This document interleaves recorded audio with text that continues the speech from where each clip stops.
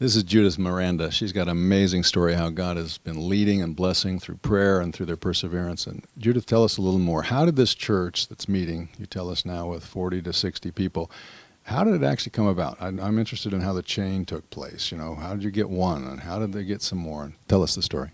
Well, as I said, when we just opened, it was my husband and I primarily. And I could remember going to church and it was just like maybe 2 or 3 of us. But I did not become discouraged. I knew in my heart that God opened this church, and I knew it was God's program, so I knew God will fill it at his time. We just had to be faithful and do the work. So we would go door to door, and I could remember, and, you know, as I said before, we're lay people. So we take turns studying the Sabbath school lesson, being a Sabbath school lesson teacher, preaching, my husband preached, studied the Sabbath school lesson, and at times, we make altar calls. So I remember one Sabbath I preached, and I made an altar call, and 4 people who's never been baptized gave their heart to God. So it was 4 more added to the church. And then They just come to visit the church that Sabbath, or what? yes, they came to visit. One lady had a really hard time. She was beaten by her husband a lot. It was really, really sad. And then somebody else came to visit. She liked it, and so, you know, they were not baptized, and so they were baptized, which was wonderful. And then we had another baptism. We made an altar call, and it was like 2 more people wanted to be baptized. So, you know, there's really no evangelist to have a big crusade and whatnot. You know, we individually are evangelists for God. And so, and this was a very wonderful opportunity to show our talent for the Lord, to show how much we love God, how much we know about God, and how much we're willing to share God. And of course, you know, when you take that step forward, you really don't know. But because we love him and we want to do this work, God carries us. So it's not us doing it, God working through us. And it's so beautiful. Well, I remember about 3 years ago, my phone rang. And the person said, is this the Malibu Seventh Adventist Church? I said, yes. He said, well, I have my nephew would like to be baptized there. Is that possible? And I said, well, has he had studies? Yes, he had studies. I said, well, can you give me his name? I'd like to interview him and just ask him some pertinent questions. And she said, yes. Who's the pastor? Well, I didn't want to tell her we didn't have a pastor. So I don't know. Some way, somehow, we kind of got around that. And I said, well, there will be a pastor that will baptize him, you know, if he's able to be baptized. So anyways, we got in contact with the young man, and I interviewed him. Do you love Jesus? Yes. Do you know about Adventists? Yes. I took the Bible studies. I completed it. And I thought, wow, this is wonderful. Turns out that this lady's young daughter, she was in her 10th grade in high school. And she loved her little cousin so much. She didn't want to see him be without God. When Jesus comes, she didn't want him to see him, you know, outside the kingdom. So she gave him Bible studies. And she called about 15 churches around, and she said nobody would respond. And so, of course, it was God's providential way that this young man should be baptized in the Malibu church. So I got a hold of a pastor, and I pinned him down. I said, nope, we have to baptize him this coming Sabbath. And so we took him to the church, and lo and behold, this young man had about 50 or 60 of his family all come to us. I said, boy, they love him. And so out of that, I thought, well, Lord, all these people, none of them were Adventists. I said, wow. And so I talked to the aunt. I said, who are these people? Can you bring them next week? And they said, yeah, we'll bring them next week. And all the people, and of course, you know, we're at a school.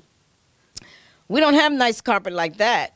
We bought carpet where we got to roll it up and put it down in the morning. We go to church 2 hours before church start because we make the school look presentable for the Lord. And so they saw us work, and they felt sorry for us. And the only reason why they were coming back to the church because we didn't have enough people to help. And they thought they'll come and help us every Sabbath. Well, of course, my husband cooks every week to feed the people because we're so far out. And we don't want people to come and nothing to eat, you know. Hospitality ministry. Huh? Hospitality ministry. And so my husband, you know, we have a long table. And so we tell the people, have a seat there while the food is warm. We don't want anybody to go. We said, please don't go. We show them all that love. Don't go. Stay here. You know, we want you to be happy and to eat.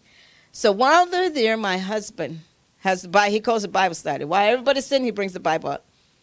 And he begins. He goes over the Bible. He uses the Doug Batchelor series on the Bible. So he would do one a week.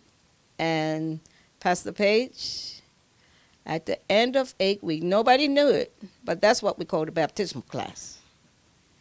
At the end of 8 weeks, he would make an appeal. All those who want to be baptized, you've understood it, who wants to give the heart to Jesus, he'd say, put your hand up. Everybody would put their hand up. But one young man didn't put his hand up. And he was the most favored out of all of them. He was a Muslim. So he didn't put his hand up because he knew in his heart he loved Muhammad. And so my husband was planning to have the baptism. You know, he went over everything for the baptism. This is out of this little boy's baptism, all these people there. Well, it turns out the whole lot of those people, 19, got baptized. Now, we're talking about how the church is going to grow. We're talking about being faithful to God, doing the work, and letting God bring these people, touch their hearts, and bring these people. So he would do this over and over and over again. Now, just recently, we had a Jewish man, PhD, his whole family are PhDs. He's a musician. And he was an elderly man, and he was at the table with about 18, 19 people there. And again, my husband did the Bible studies. Each Sabbath, my husband, he's a wonderful man. My heart goes out to him because he studies every day. It doesn't matter. 2 hours a day for the Bible study in case he has to preach, and then he has to cook. So it's not easy. You know, we don't have a beautiful church like this. We have to really do the work, but it is doing the work that keeps us faithful. It keeps our mind on God, because every 5 minutes we have to pray. Oh, Lord, bless the food so it come nice, and, help the Sabbath school lesson, da-da-da. Having ministry and mission and prayer go together, don't they? I mean, that's the way it works. But perseverance, too. I mean, you folks working all the time for the Lord. Yes, we do. And I remember, Pastor Page, at this, one of the baptismal classes, there was a Jewish man there, as I say. He was a PhD, and he's had a PhD in music. In fact, we went to one of the ladies' house in Malibu. We were knocking on the door, and we happened to find her. She came out, and she had a friend. And she told us, can you come to my house? My friend is there. He's an atheist. Can you talk to him like you talk to me about God on the Sabbath? So we went to her house. And he was an atheist, and we said, hi, how you doing? We hugged him, happy Sabbath, because he was Jewish. And he said, tell me more about your church. So he was interested, and he's an atheist. So we was telling him. Then she whispered to me, tell him come to church next Sabbath. So I said, would you? First we sang for him. We sang, turn your eyes upon Jesus. And he really liked it. In fact, he said to me, you're on the wrong note. So I said it. So we said, can you come to church next Sabbath? He said, yes. He came every Sabbath, never missed a Sabbath, and he got baptized. Wow. He was an atheist, educated, PhD, atheist. You needed him, and you loved him, and he came. He told us, this is what he told us. He said the only reason why he was in the Malibu church, he's never felt so much love in all his life. He said nobody never loved him like the Malibu church loved. He was older, so we would get a special cushion for him so the seat would be, very comfortable. Every morning he came, he had so many kisses. Everybody kissed him. They loved him so much. So we loved him into the church, I got a couple of questions now. Sure. One, you were in a Methodist church. They didn't want you because their people started coming. Now you're in a school, and also I'm just wondering, you said something about a Muslim guy getting baptized. So maybe next time you're going to tell me those two things? Yes. Tell me how those things happened, okay? Yes, that's very interesting. All right. Next segment, we'll do that.